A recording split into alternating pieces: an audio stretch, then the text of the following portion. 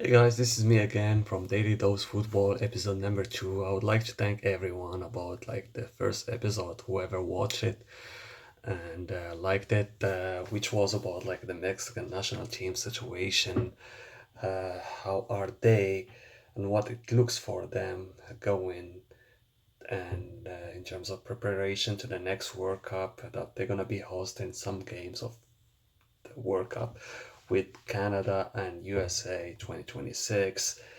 Uh, and today, in this episode, we're gonna be discussing about the teams that they made it to the World Cup, the national teams, and also we're gonna be discussing a little bit about the U20 finals that are gonna be hosted in Chile, or being hosted in Chile, where Argentina gonna face Morocco, and uh, and that's it. So starting with the qualifiers in the October uh, international break. We had Cabo Verde got qualified from Africa.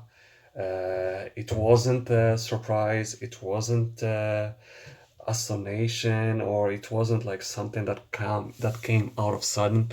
It was a hard work by the Federation of Cabo Verde. Whoever watched the AFCON 2024 in Ivory Coast, they're gonna see a very good team. They're gonna notice they were about to notice a very good team of Capo Verde, who played in a group stage with Egypt and Ghana, and also, if I'm not mistaken, was Mozambique, and they were qualified. I think they topped the group.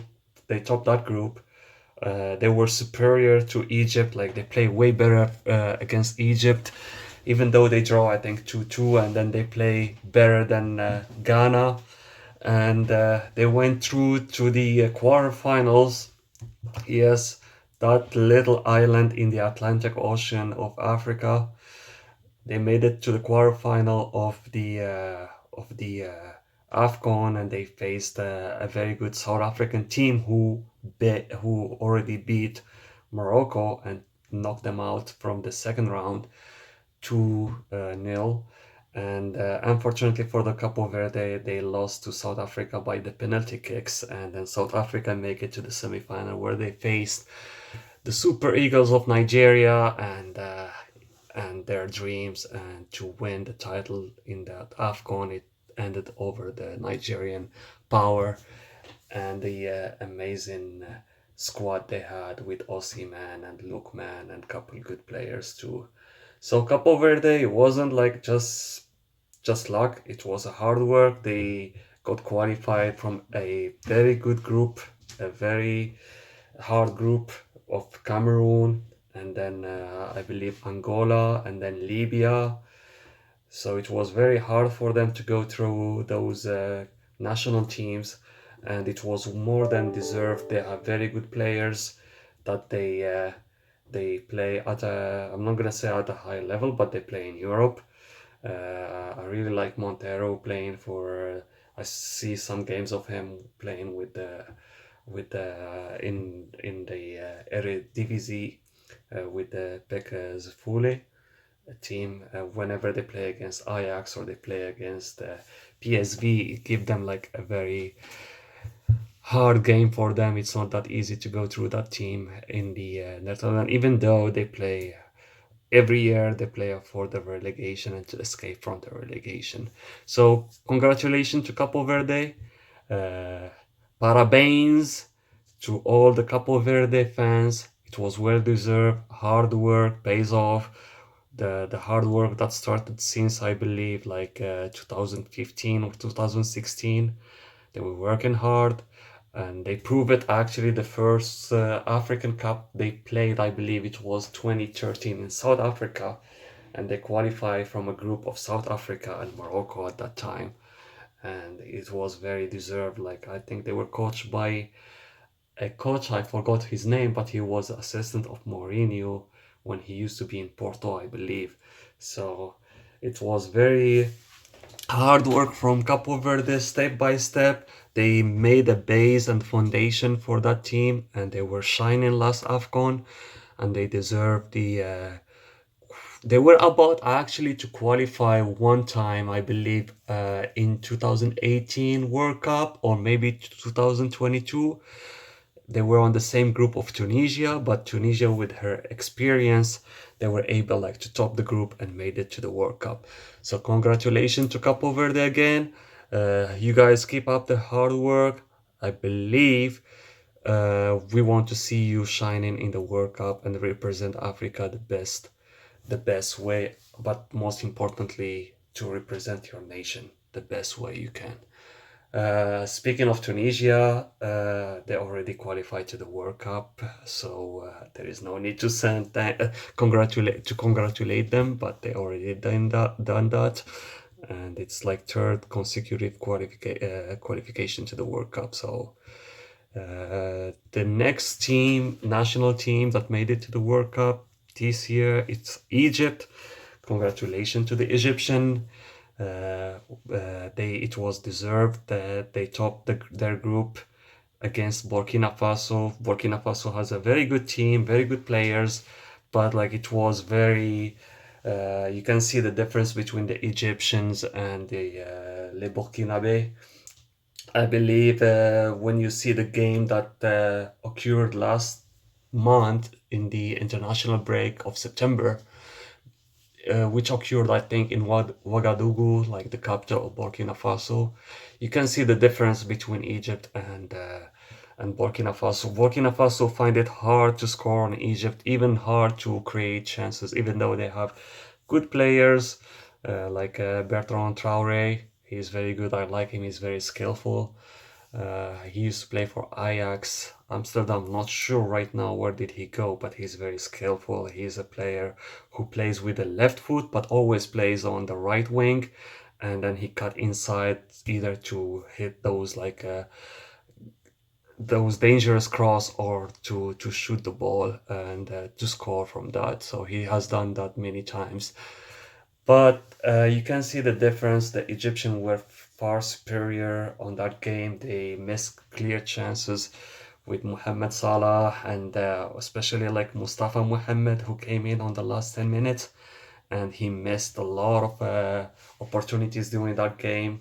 He doesn't have a lot of enough minutes where he plays in FC Nantes in the La Ligue 1, but I think he's so far, maybe now, if I see he's the best number 9 in Egypt. I don't see anyone better than him. So, but it's better for him to find a team where he can get more minutes to play and to put into his calf. So because you need like competition, and then you need also like to be facing the defenders every time, every week, not only on the international break. Marmoush didn't play because he was injured, so Egypt deserved the qualification for the, I think, the third time, if I'm not mistaken, 1990, or maybe the fourth time. Maybe they were qualified sometimes in 1934, if I'm not mistaken. No, maybe it's the third time after 1990, 2018, and now 2020. Six, they were close to qualify in 2022, but they faced Senegal in the playoffs, one of the toughest team in Africa. So they weren't able to make it on the penalty kicks. And Sadio Mane's friends and teammates were able to make Senegal to the World Cup, where they qualified to the second round and losing to England 3-1 on the second round of the World Cup hosted in Qatar 2022. So for Egypt now, they have a good squad. I'm not gonna say good squad, but they need to straighten their squad. They need to have like how to say players playing at top level like Mohamed Salah does, like Omar Marmoush does, like before Mohamed Nini playing with Basel, and then Arsenal, the Gunners. So they need to strengthen their squad. They don't need to depend on the players from Al Ahli, which is a very good team, one of the best team in best local team in Africa. But unfortunately, their participation in the Club World Cup in last summer wasn't like was really bad. drawing to Inter Miami of Messi, and then losing to Palmeiras of Richard Reus and Gustavo Gomez and Del Flaco Lopez. And then like it was one of the best games maybe like in the tournament between Porto and Al Ahly, but Porto was really bad with Anselmi, the Argentinian coach who ran away from Cruz Azul to Porto, and they call him a traitor for a reason. So yeah, so they don't need to depend on Al Ahly, and then they need to depend on the players that they are playing at a high level, because now you're going to be playing in a high level. You're going to be playing in a World Cup. And knowing also that Egypt never won a game in the World Cup on 1990 or 2018. It was very disastrous for them in 2018, where they lost all the games against Uruguay, Russia, and I believe Saudi Arabia, beating them 3-1. So they need to come up with a new mindset, a new mentality. The qualification, now they are qualified. They need to prepare and get the players that they deserve to play. The players that they have like games on their in their legs. The players that so they should not be preferences, and then like, oh, let's call this player because he played for Zamalek or he played for Al Ahly. If there is a player who plays for like Bank of Al Ahly or any those lower teams, uh, get them, get him. Even over a player who plays in Al Ahly or Zamalek, if he plays better than him, get him.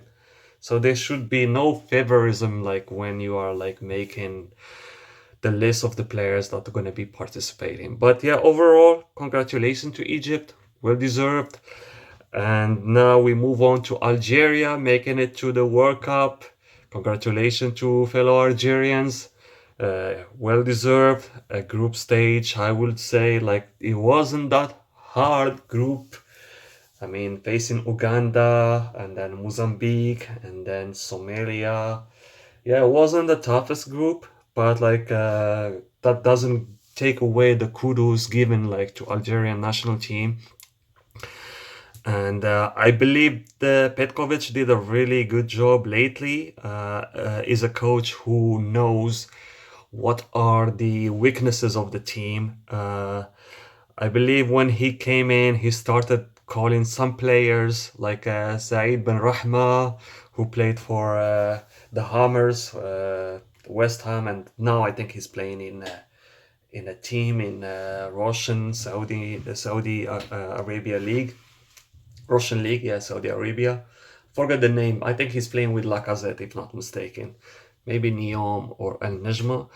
And but like Said Rahma, he wasn't given like a very good performance on with Algeria. He was just like a dead body over there. The same thing for Belaili, who is like temperamental. Belaili, for the guys who doesn't know him, he played for Algeria, and he was playing last World Cup of clubs. He played for Esperance of Tunisia, and I think he scored the goal against LAFC that gave them like the 3 points during that second game of a group stage with Chelsea, LAFC, and Omengao do Flamengo.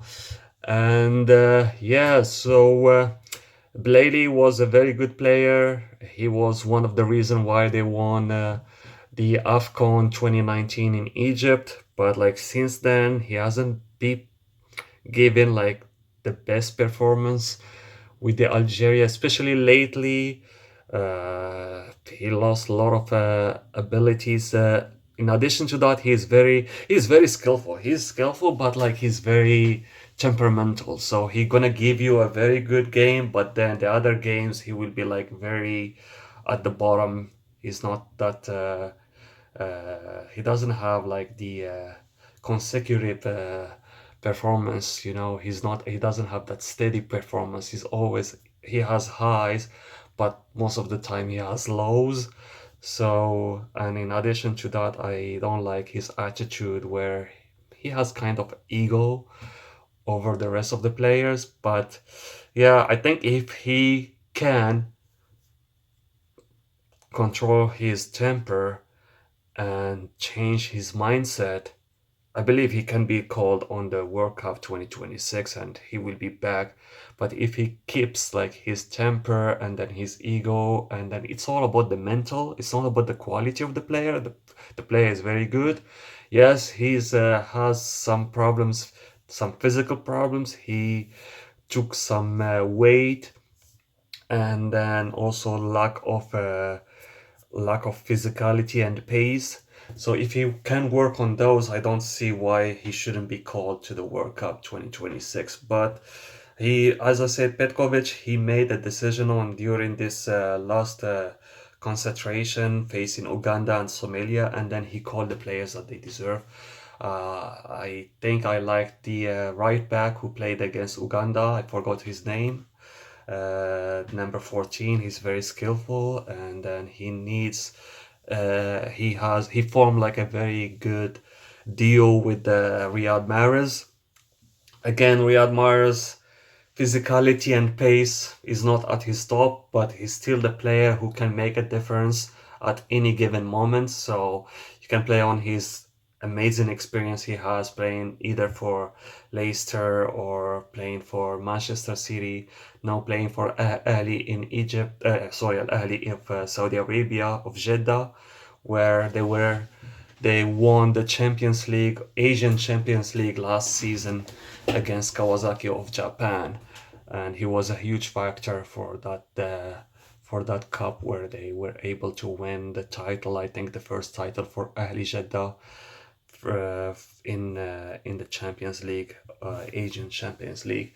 And then yeah, I think I like also the left back. He was very good. I think he also corrected the mistakes they have defensively, but they are still. I think the problem with Algeria, they are still. You can still beat them defensively because they are not that robust. I mean, Issa Mendy and Ben Sebaini, who plays for Borussia Dortmund. I see Ben Sebaini good in a line of three defenders than two defenders, because as he leaned to go more to the left side, and then he kept like some spaces behind him, and any good striker he can take that space behind him, and he can go and then cause problems to the goalie. They have the son of Zidane as a new player for the Algeria national team as a goalkeeper, Luka Zidane, I think, or Enzo Zidane. Uh, Correct me if I'm mistaken which one I need to choose. Luka, Enzo. I would choose Luka.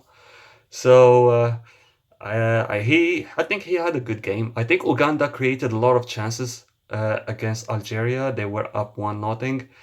Uganda was very dangerous on Algeria, and that's why I was talking about how, I'm not gonna say weak, but how not secure the defensive line of Algeria are, because Uganda, they have like, I would say, like 4 to 5 chances that they could kill the game. But Algeria already qualified to the World Cup on the last Wednesday or Thursday game against Somalia.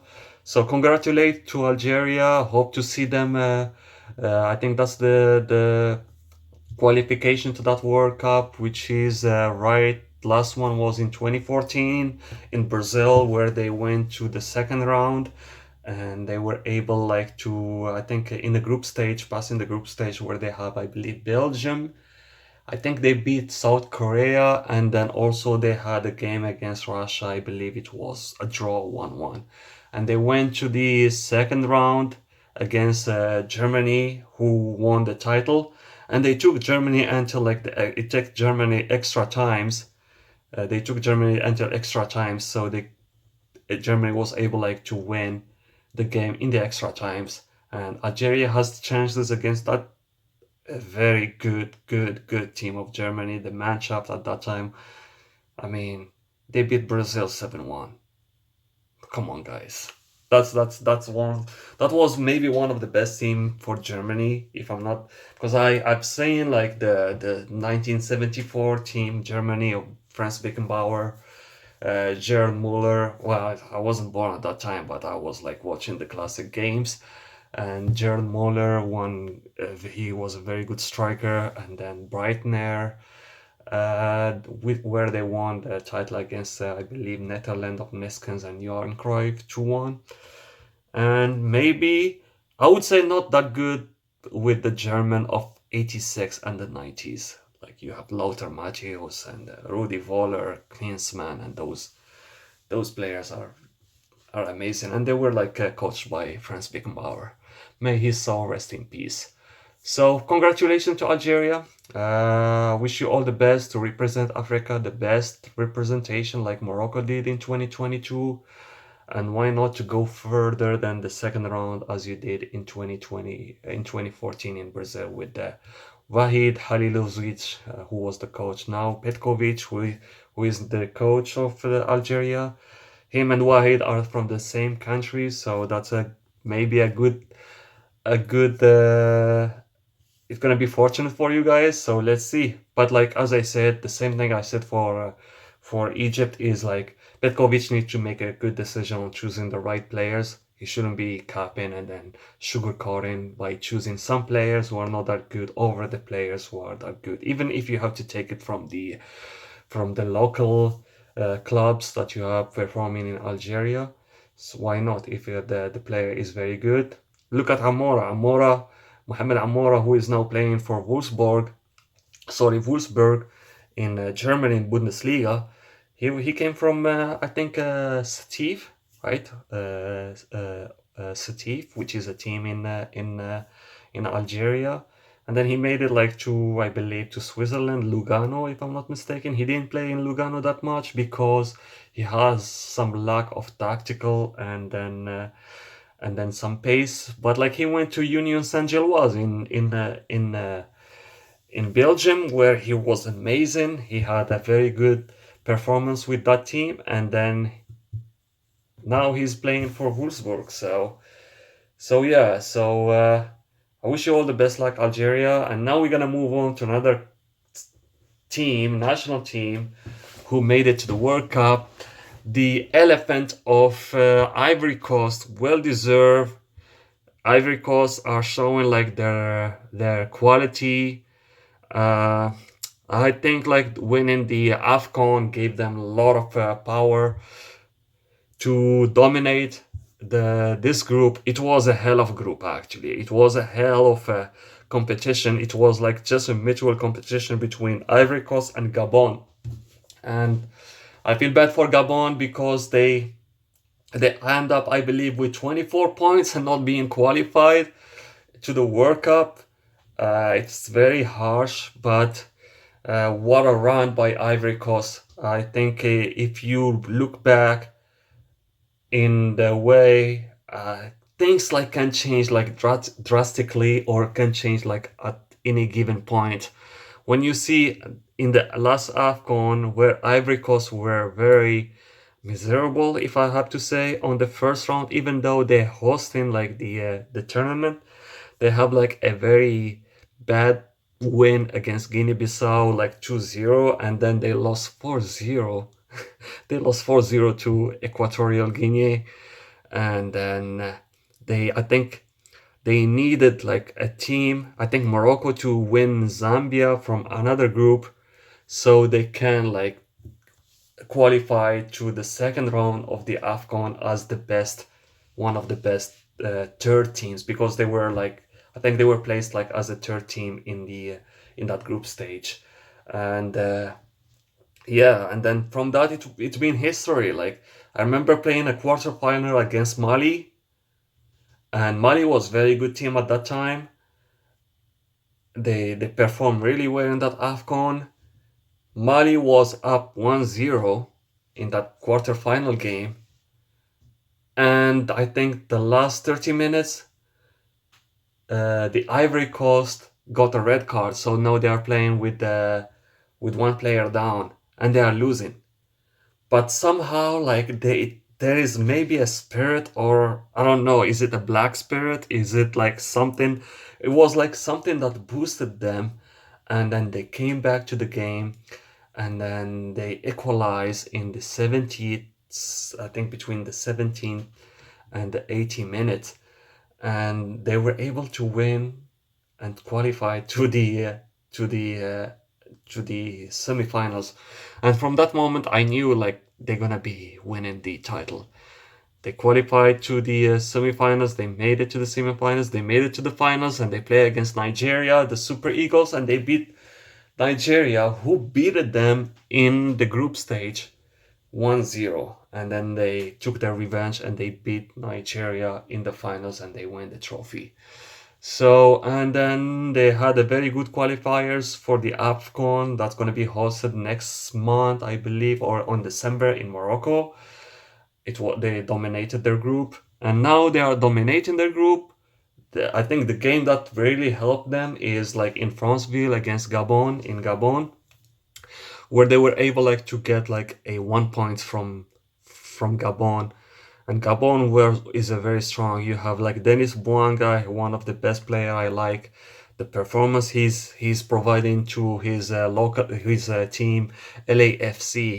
He's a superstar for the LAFC. Despite they had Giroud, and now they are having Son. I see Denis Bouanga is one of the best player in the MLS. I don't see any player better than Denis Bouanga in MLS. He is the best player in MLS. Uh, behind Leo Messi for sure. Yeah, sorry for that. I apologize. But like he's very effective. He's very effective.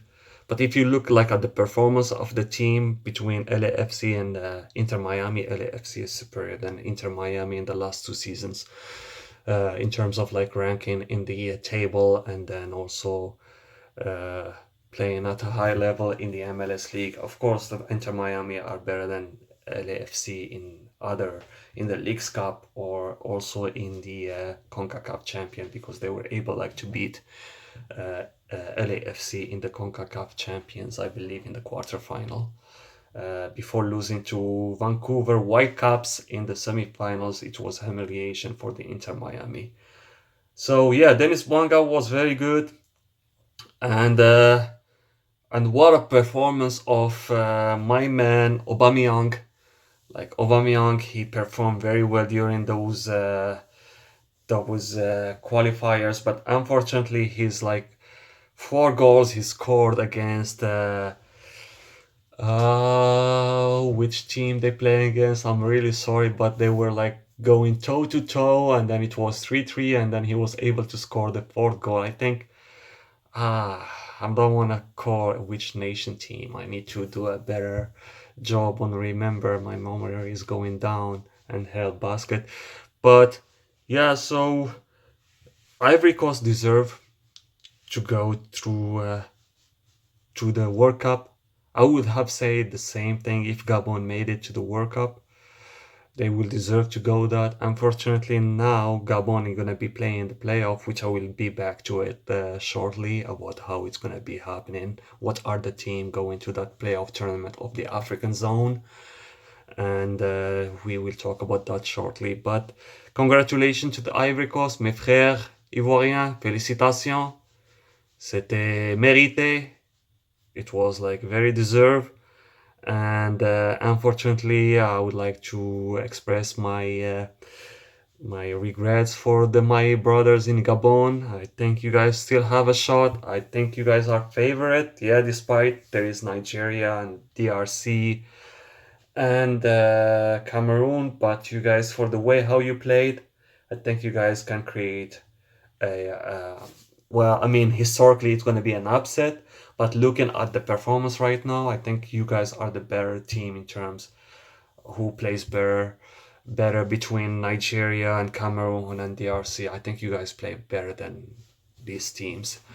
But historically, I still see Nigeria is the best. But like up to now, based on the performance, actual performance, I think Gabon is the better team. But we're gonna come back to that and then we're gonna discuss about it. So congratulations for Ivory Coast, and I wish you guys to represent the Africa the best way. You guys haven't done so much in the World Cup, so this is the time to represent the African continent the best way. Looking at the talent you guys have, the Amad Diallo, and then Frank Kise, and then a lot of players that they are playing actually on a high level. So let's do it better, and good luck for my fellow Gabonese on the tournament that's gonna be hosted in Morocco next month. So, and we're gonna move on to Ghana, the Black Stars. What's going on with my Ghana? Ghana either like qualify to the World Cup and doesn't qualify to the AFCON, or qualify to the AFCON and doesn't qualify to the World Cup. But you guys have a wonderful run in those qualifiers. Um, I think the switch between Ghana of last year and this year is very, very, very, very tremendous and very big. You can see the difference. I remember you guys losing to Niger for the qualifiers to the AFCON, and which sell you guys, which like it was, which makes the dream for you guys to qualify to the AFCON next December in Morocco impossible, and then the dream to play that AFCON. And then the way how you guys perform in the in the qualifiers for the World Cup was amazing. You guys dominated the group. You guys dominated the group, and it was well deserved. I think Semenyo is very good. The way how he plays in Bournemouth, sorry, is the same way how he performed in Ghana. Kudus, he's like being going like he's amazing. I like him, Mohamed Kudus. He's amazing. Since he was with the Ajax and then moving to the Hammers, and then now playing and performing for the Spurs, Tottenham Hotspurs. I think he has been like a very little component for Hotspurs, but every time he comes to Ghana, he delivers. Uh, Other players, yeah, I think you guys have a shot to do a way better. You guys now have 8 months or 12 months, depending if they're gonna be postponing the World Cup to December of next year. So you guys have all the time to prepare. Be humble, guys. It has been a long time. I mean, be humble. Don't think you're gonna be winning everything. Go with the mentality that to trust yourself, but also respect the opponents. You guys have a good run in. I'm not gonna say good run, but I would say the saving run in the last World Cup. I was expecting more from you guys. I was expecting at least you guys go to the second round, like Senegal and Morocco did. But unfortunately, it wasn't enough. So I'm looking forward, you guys. Now you have the experience. Some of your players have now the experience, and there is no excuse not being able to make it to the second round. It's a must for Ghana to make it to the second round, and it has to be. You guys did it in 2006, and then you repeat it on 2010, where you almost made it to the semifinals.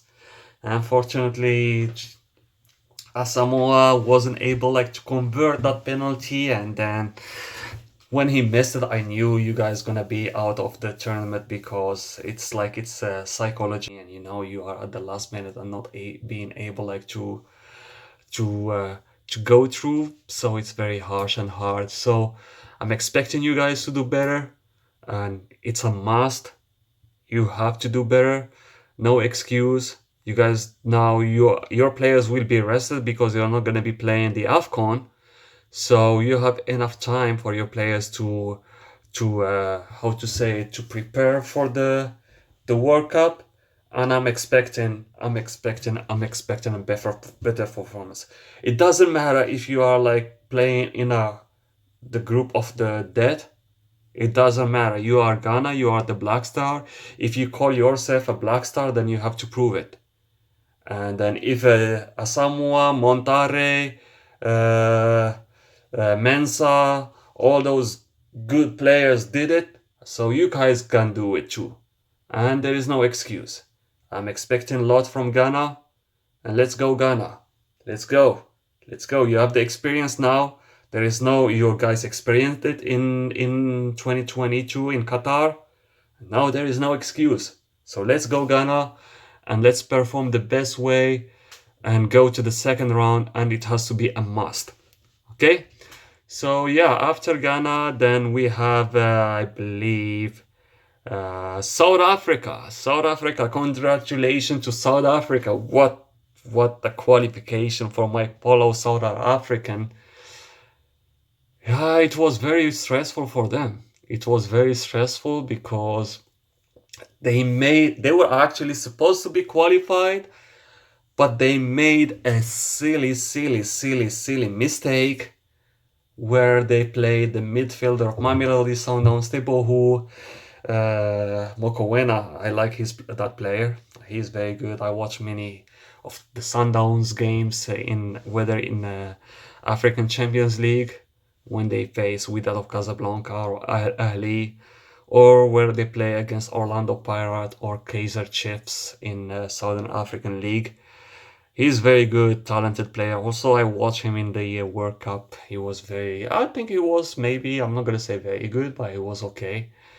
So yeah, they played Teboho Mokowena, I think, against Lesotho, and he was not supposed to play because he had like a suspension for the yellow cards, and they still play him. I wasn't expecting that from such a, how to say, the Federation of Football in South Africa. They are very good, like the Moroccan. They are very attention to details, but they made that mistake, and maybe they let Hugo Bros telling him, the coach of Southern Africa, that he doesn't have a yellow card, and then he played him. And the Nigeria, of course, they took advantage of that, and they were Nigeria actually was like disqualified. Like it was done for Nigeria. It was done. They weren't even like within the second best teams in the in the for to be able like to make it to the playoffs. It was over for Nigeria, but they kudos for my fellow Nigerians' attention to detail, and then realizing that, hey, yeah, he has a yellow card. They should be they should be losing the game, and then they built a case, and then the FIFA approved it, and then South Africa lost 3 points, and they faced Zimbabwe on, I think, on Friday, and they couldn't beat Zimbabwe. It's like a derby between South Africa and Zimbabwe. Some Zimbabwe players, they play in South African league, so it's like you say Morocco versus Egypt versus Algeria, or Ghana versus Nigeria. It's like a derby. So it was very hard. They had some chances, and Zimbabwe had some chances like to beat South Africa a couple times, and then like Zimbabwe, like it was like the lowest team in the group, and they play like they are playing the World Cup finals. So just to not to allow South Africa to be qualified, and then to be qualified to the World Cup. So it was funny actually, but like it was very stressful, and that draw against Zimbabwe, it raised it raised like a suspense and some stress to the South African team, and they were wondering how they're gonna go against Rwanda. So in South Africa, and then also Nigeria beating Lesotho, and then getting the points, and Benin topping the group. So it was like very how to say the very it wasn't dependent on South Africa, because South Africa, Benin was topping the group by 17 points. South Africa has only 15 points, and Nigeria, I think they have like 14 points at that time. So South Africa can win the Rwanda, but they cannot be qualified if Benin draw or win against Nigeria. So it wasn't on the fate to qualify to the World Cup. It wasn't on South African hands. It was on Nigerian hands. So Nigeria has to win to secure her place to the playoffs at least, because they if they won and then South Africa like failed to win against Rwanda, Well, Nigeria would qualify to the World Cup, which is very, very silly, and then where it was very lucky. Let's admit that Nigeria performance in the qualifiers was really bad, and let's too admit that the Nigeria squad, despite they have those names, it's trash. I would keep it like 100% with my fellow Nigerians.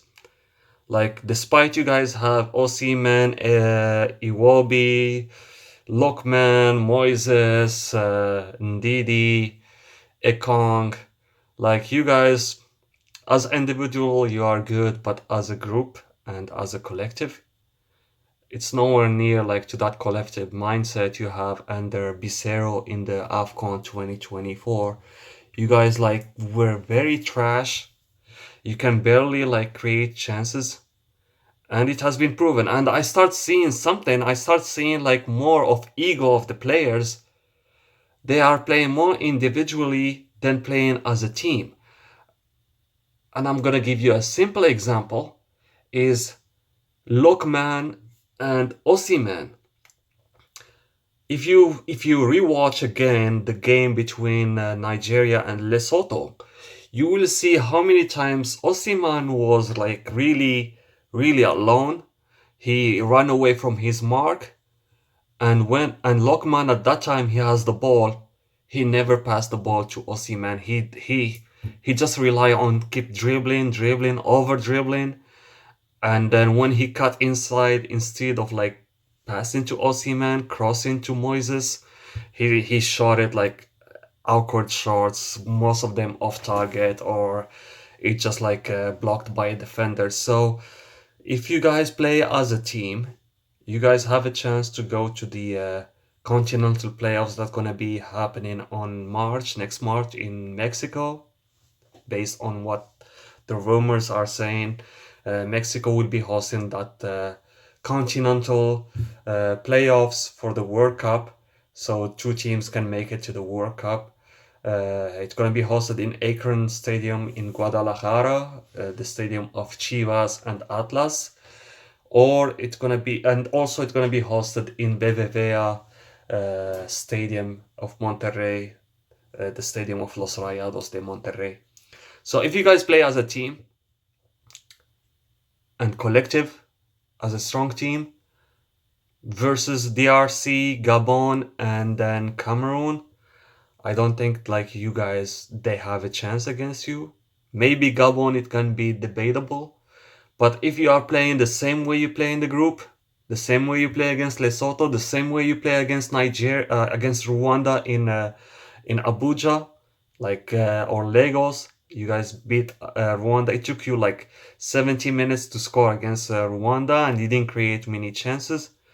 So if you play like that, guys, I think it's gonna be hard for you guys to make it. I have to keep it 100. I love you guys. I love Nigeria. I'm the guy who loved that like Olympic Nigerian team in 1996 with someone with Kanu, with almighty JJ Okocha, with Taribues, with Celestini Babayaro, with a lot of players. Sunday Odyssey. You know, I love you guys, but like you have to keep it 100. Nigeria in this round of the World Cup qualifiers, they have been trash, extremely trash, and we have to admit that. So now you are lucky, and we have to call it because you guys were lucky to made it to the playoffs. So now you have to prove it as a team. Prove it as a team. No more individuality, no more like ego, no more like playing for yourself. You are playing for a nation of football. You are playing for Nigerian. You are playing for people in Lagos, in Kanu, in Aba, in like many places in Nigeria. So let's make it for Nigeria, guys. So South Africa, congratulations, you guys deserve. It was very stressful for you, for the fans, but you guys like you deserve to go to the World Cup based on what you have presented, and only with Mamelodi Sundowns and Orlando Pirates players, guys. That shows how the South African league has been improving and has been developing. Maybe it's the best league in Africa, and I think maybe by far is the best league. They have a very good team. Mamelodi, Orlando Pirates, Kaiser Chiefs, everything. So congratulations, guys, for making it, and hope you guys gonna do way better than what you did in 1998 or in 2010 or in 2002. I think, yeah, you guys were qualified to 2002 because I still remember you draw against Paraguay 2-2.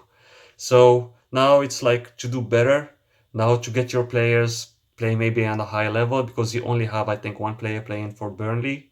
I don't know. Tao, I think I don't think he's gonna be called up for the South African team, Percy Tau, unless he plays for a good team, because I think now he's playing somewhere in Qatar, if I'm not mistaken.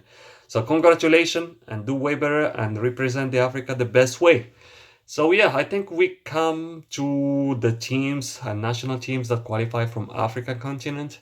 Now we're gonna move on to the Asian continent, and it was very weird the way how they made the things, because they play sort of a playoffs, and that playoff is like two groups. One group was hosted in Saudi Arabia, and the other group was hosted in Qatar.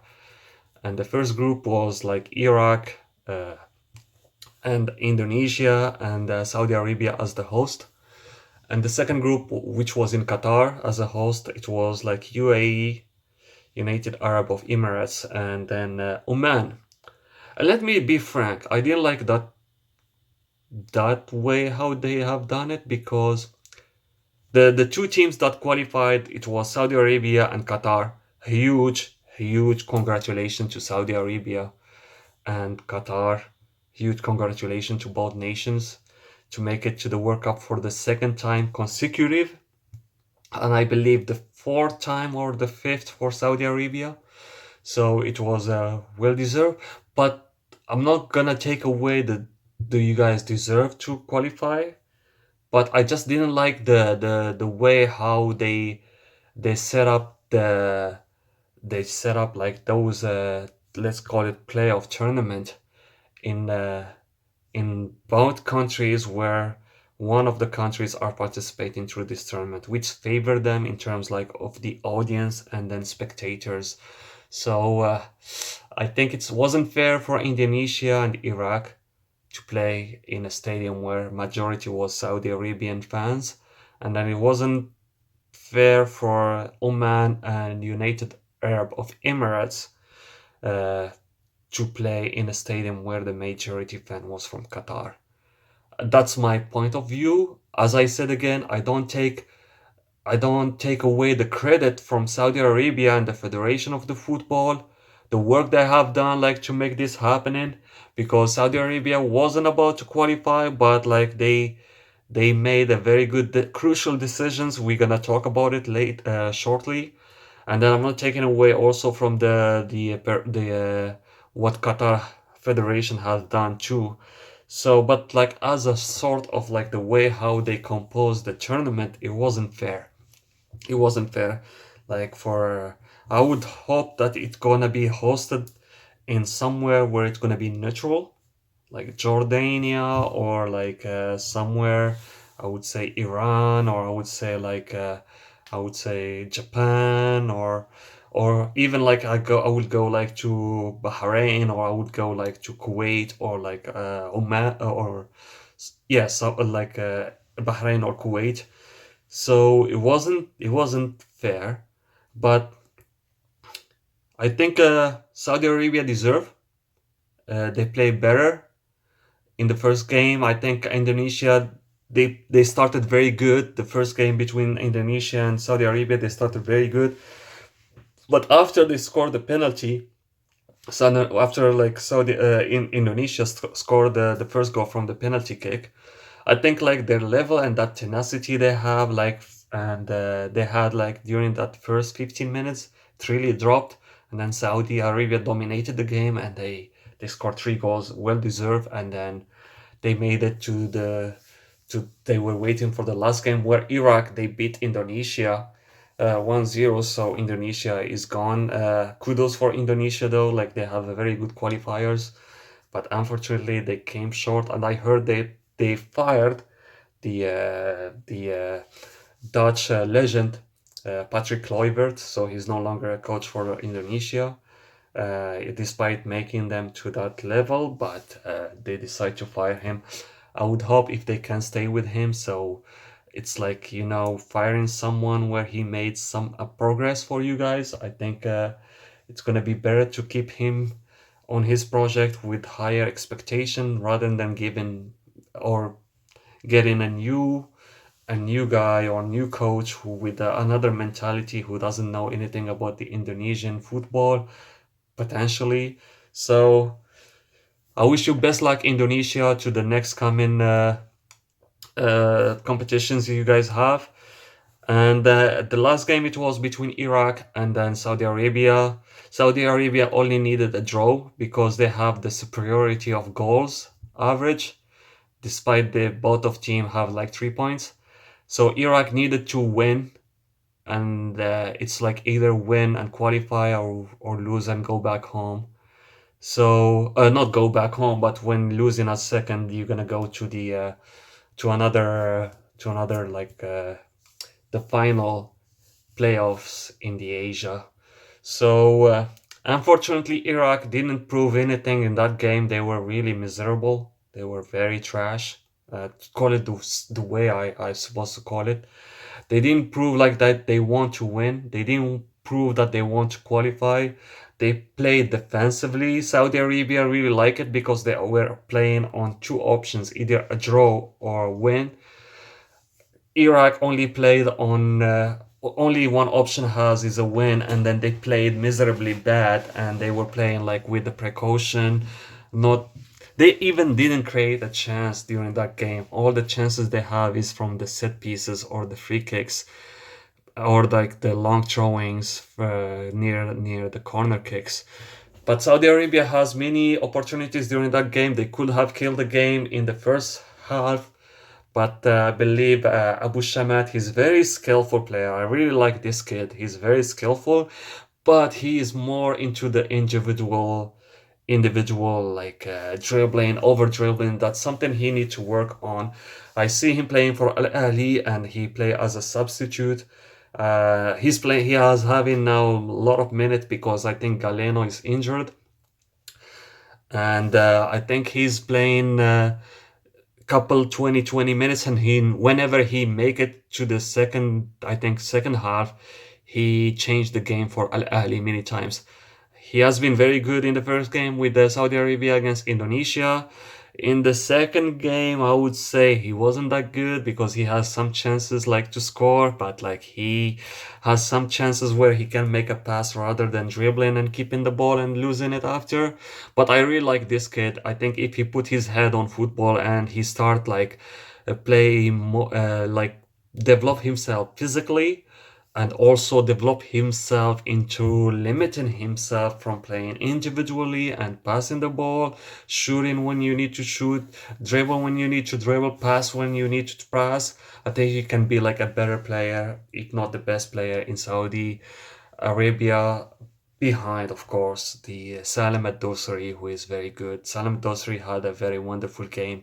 He helped the team defensively. It's really rare when I see Salem play that low, but kudos to Hervé Renard, and then kudos to the Saudi Federation because, as you may know, they were with the Roberto Mancini and Yaya Toure, and unfortunately, Saudi Arabia with Mancini wasn't that good.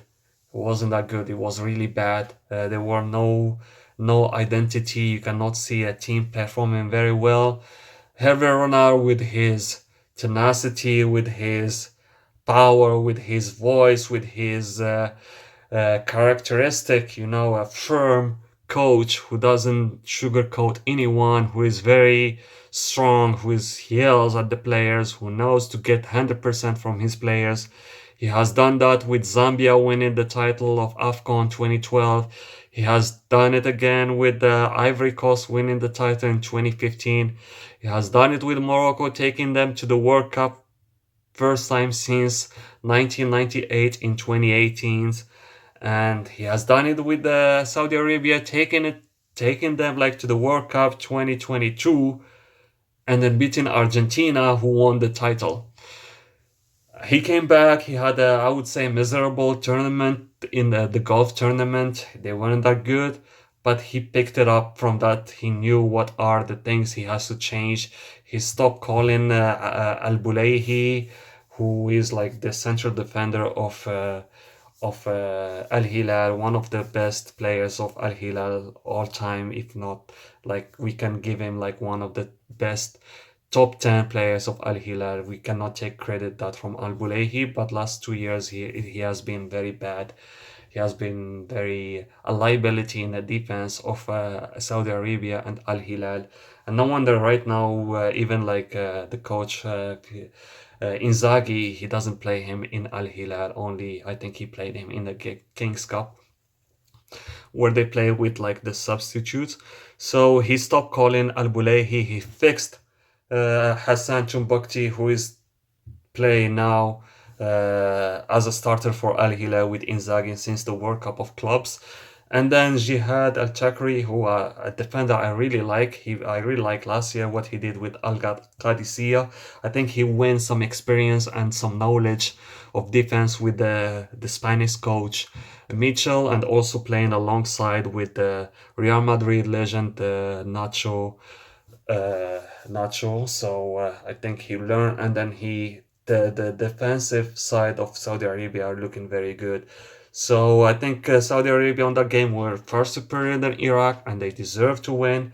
And what Hervé Renard has produced and how he changed the team, and how they they came from a team that was very loose, very bad, to a strong team. It's gonna take them step by step. Now for the Saudi Arabia to congratulations for them to qualify. It was way deserved, and then yeah, it took them to the playoffs, but they shown that they are a very good team. Uh, are they gonna do something in the World Cup? It depends. Like now, you have to be facing like those European teams. They played in the Gold Cup. They show some good signs despite playing the Gold Cup, which is like the CONCACAF Cup, without stars, without like Al Hilal players, without Salim Al Dosari, I think Nasser Al Dosari, without Al Hamdan, if I'm not mistaken, Hassan Tumbukti. I think those are the players who plays for Al Hilal. I think Mut'ab Al Harbi, I think the left back, he was playing also with Al Hilal. So yeah, they weren't playing with those players, but they show very good signs in the Gold Cup, especially against Mexico, because it took Mexico like 60 minutes to score on them and to create a chance. So congratulations. I think are they gonna be good in the World Cup? It's still questionable. It depends how they're gonna be. What are the exhibition game that they're gonna be playing? How they're gonna play? Are they gonna play against European team? Are they gonna play against Southern American team? But still have a chance to go further. It was disappointing in the World Cup after the Argentina games because they play really bad against Poland and also against Mexico. And they took a qualification for the Mexican by Salem Dosari scoring a goal against them. Heartbroken for the Mexican fans at that time.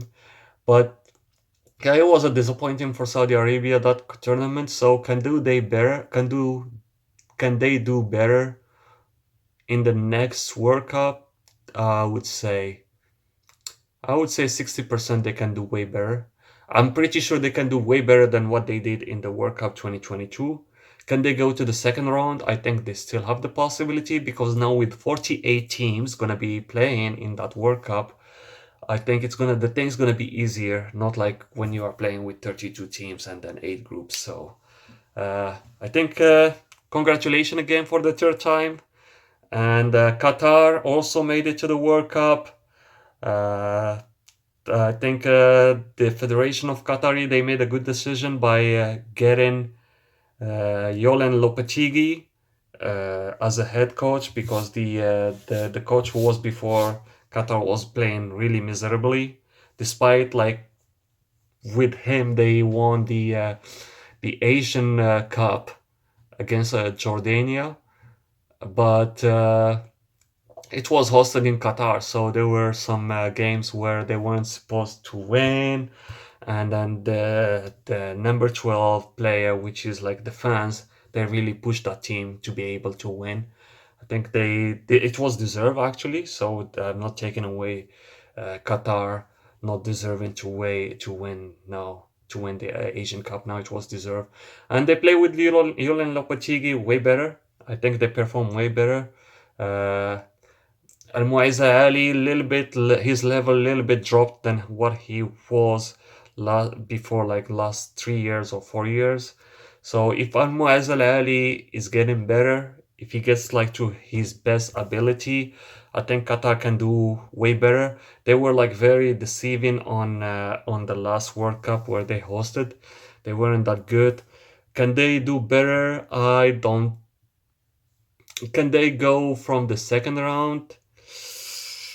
Uh, I would say 40% yes, 60% no, to be honest with you. Unless I see next exhibition games, how they're gonna play against the European team, how they're gonna play against like the Southern American team, how they're gonna play against Japan or South Korea if there is an exhibition with them, or if they're gonna face a African team. So that's I cannot give a sight about like how Qatar will do in the World Cup. I like Akram Afif. He's a very good, talented player, but sometimes he can like if he shut down, like the whole team shut down. To be honest, if Akram Afif shut down, the whole team shut down. So it all depend on Akram Afif. Al Haydos, he's the captain, he's the legend of the Qatari team, but he's I think maybe 36 or 35, so he cannot like he's not on that good physicality fitness like Akram Afif does or like Almoez Ali. I still see the threat is like Almoez Ali and then Akram Afif are the best players for Qatari side. But if they can play at the highest level, if they can produce what they are producing with their local team Al Sadd and I believe Al Duhail, so they can do way better. Congratulations to Qatar. We'll watch you guys some exhibition and see how you guys are doing. I know Julian Lopetegui is very good coach. He has done a lot of things good with Sevilla. I really liked him with Sevilla, with Bruno and Neseri, with Lucas Ocampos, Jules Conde, Papu Gomez, a lot of amazing players. He won with them like the Europa League against Inter Milan in 2020 during the pandemic of Corona. It was very good. So he's very good coach, respectful, and then with him Sevilla was very good too. Yeah, there are some ups, and then when it comes to down, then things doesn't go well for him, and then he got replaced with I believe the actual coach of Olympiacos. I forget his name. Uh, yeah, he used to coach Eibar, and then he won with them also like the Europa League in 2023. So congratulations to Qatar. Now the Iraq will be facing UAE. The one thing I want to talk about, like when I said like it wasn't fair for like the fans and stuff, uh, and like for those tournaments to be hosted in a neutral place, because there was something I didn't like it happen during the game of Qatar and UAE. Unfortunately, like when Qatar scored the second game, I believe, because they were up 1-0 and then they were up 2-0. And no, I think I forgot who scored. One of the player he really I think he really provoked the UAE fans, and UAE fans, the Emirates are very nice and they are very educated. Unfortunately, with the heat of the game, like some of the fans, they invade the pitch and they wanted to fight the Qatari players, and then there were some intervention of the local police. There were some pepper spray to the UAE fans, Emirates fans. Like I don't want to see that again. Hopefully next time, like when we are making a tournament for the playoffs, try to make it far away from the from a team participating in that playoff, because to keep things fair, right, and to isolate yourself from the problems and stuff like that. So UAE will be facing Iraq. I see UAE are better team than Iraq. With all respect to my Iraqi friends, I have a lot of Iraqi friends, but like I don't see Iraq has a very good football. Like they don't show very good football. Whenever I see Iraq's games, just like they are playing defense, they cannot build the attack. They find it hard to attack, and they are playing on the long balls. Uh, with Kakas, they the Spanish coach Kakas was very. They were okay, but now with that Australian coach, I forget his name. He didn't show a lot of things that prove that Iraq can go to the next step. Uh, I think Iraq needs to play a real football if they can beat like UAE. UAE, they have skillful players. Of course, they are like some of them they are naturalized, like Kwame, Eric, but they are playing in the Emirati League. So they play with Al Ain, they play with Shabab Al Ahli, they are playing with Sharjah, they are playing with Al Wahda Cup, a lot of local clubs in United of Emirates. So I don't think like Iraq can beat UAE. That's what my thinking is. And then I don't think Iraq has a chance to go through the World Cup, unfortunately. I think UAE will be the team that's gonna win that continental uh, playoffs pass that's gonna be hosted in. But I wish you guys all the best, both of teams, and we want to see a very good game. We want to see a good game with no physicality. We want to see goals. We want to see opportunities. I want to see Iraq playing offensive rather than playing defensive and then playing for the set piece and then corner kicks. And then you need guys to build up. You need to, even like Iraqi fans, I believe some Iraqi fans will agree with me on that. You need to play offense. You need to play to prove it. I really dislike the game how you played with Saudi Arabia. You guys knowing that you are playing for the 3 points, only the win can seal a deal for you to go to the World Cup in 2026, but you guys are playing very, I would say, like the right term, if I have to say, you played cowardly, because you were playing defense, and then even like I haven't seen a counter-attacks, like there is just like one player trying to dribble like waves of players of Saudi Arabia. So uh, guys, play as a group, play offensive games. I want to see that from my Iraqi fellows. And then if you guys do that, I'm pretty sure you can beat the UAE. UAE are a very strong team too. I don't side with any of the team. I want the best team to go to the World Cup. So let's show us guys a good football next November, and to the better team to win and to make it to the to the continental playoffs next March in 2026. Good luck to UAE, United Arabs of Emirates, and good luck to Iraq. All the best to both teams and for the best team to win. I think that's everything for the World Cup qualifiers. I'm just gonna talk just maybe 2 minutes or 3 minutes about the World Cup of U20, Morocco versus Argentina. Uh, Morocco making it from the dead group stage, beating Spain and beating Brazil. Yeah, they lost to Mexico, but like they were playing with substitute, so they didn't play with the starters. So they just play with subs. Then they won against South Korea, and they beat USA 3-1 in the quarterfinal that occurred last Sunday. A very good USA team, a very, very good USA team. Strong, maybe the strong team. With Argentina, both strong team in this tournament. And then they beat France in the penalty kicks in the semifinals. Made it from that I think Morocco deserved to be in the final of the World Cup, 100%.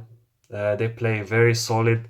They play very compact as a the two lines are very like the two lines defensive lines are very close to each other, and then whenever they get ball they attack. And then in the game against France and in the second half against USA, they played very offensive and they were dominating the game. So this is the team that knows how to defend, but also they know how to attack and how to build up.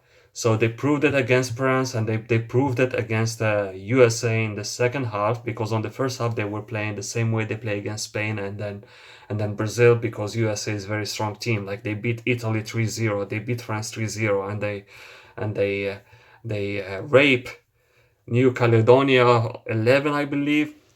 So Morocco came into that game against USA with that, like, with attention.